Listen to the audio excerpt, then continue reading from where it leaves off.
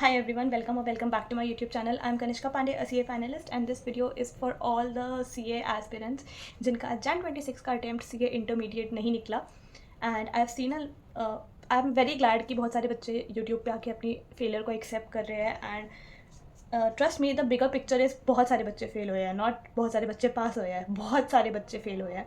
And I'm happy कि बहुत सारे बच्चे they're accepting it and they're moving forward. They're not taking it on their heart and actually doing things to make their results better. But I saw some of the videos, एक आध YouTuber की who was saying like who was totally backlashing ICAI for what they have done, like they are not giving them marks. पिछले term में तो और ज़्यादा अच्छा थे, इस बार तो और ज़्यादा गिर गए.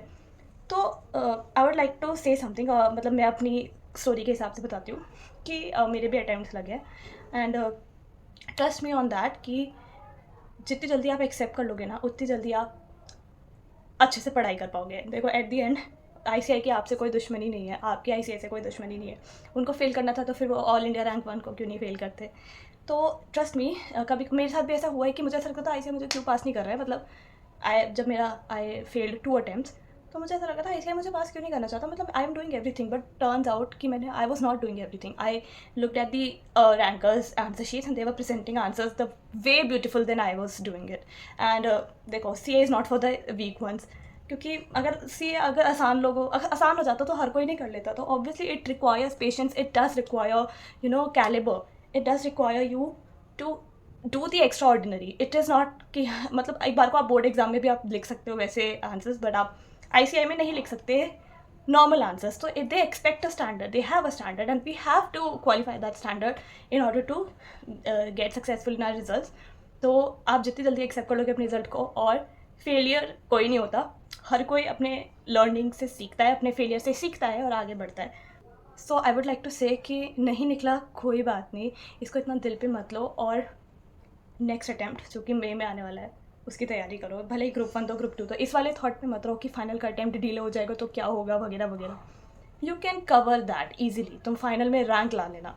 बट सीरियसली अगर आपने अभी स्टार्ट किया था तो प्लीज़ CA को छोड़ो मत, क्योंकि it will give you the immense happiness if you clear intermediate by yourself, and you do not let yourself go to that stage जिसमें आप बार बार फेलियर से झगड़ रहे हो, और मतलब एक बार को आपके लाइफ में रिग्रेट रह जाएगा. लेकिन हाँ, जिसके पास और अच्छा कैलिबर है, जैसे जिसके बहुत सारे अटैम्प्ट लग गए, बट हाँ they can also see for better options like MBA and stuff. But जिसने CA ये सोच के करी थी कि उसको CA करनी है, अपने आप में चेंजेस लाओ. ट्रस्ट मी, आपको अपने आंसर्स बहुत ज़्यादा बेटर करने पड़ेंगे, आपको अपनी अंडरस्टैंडिंग, अपनी नॉलेज बहुत ज़्यादा बढ़ानी पड़ेगी. आज मुझे वो दिन याद है जब मैंने सक्सेसफुल अपने रिजल्ट में देखा था. I was crying out loud and I was feeling so happy. But आज मुझे लगता है I am taking that happiness for granted, because मुझे फाइनल्स का डर लगता है ना.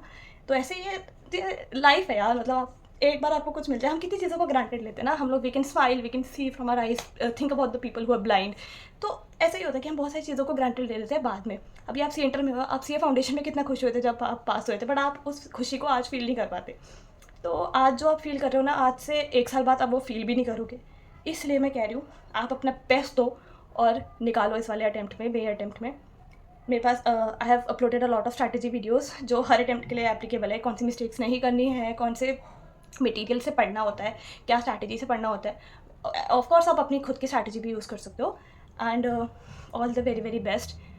बस मैं यही कहूँगी कि कोई भी डीमोटिवेट मत होना, और फटाफट से अपने अटैम्प्ट का क्लियर कर लो.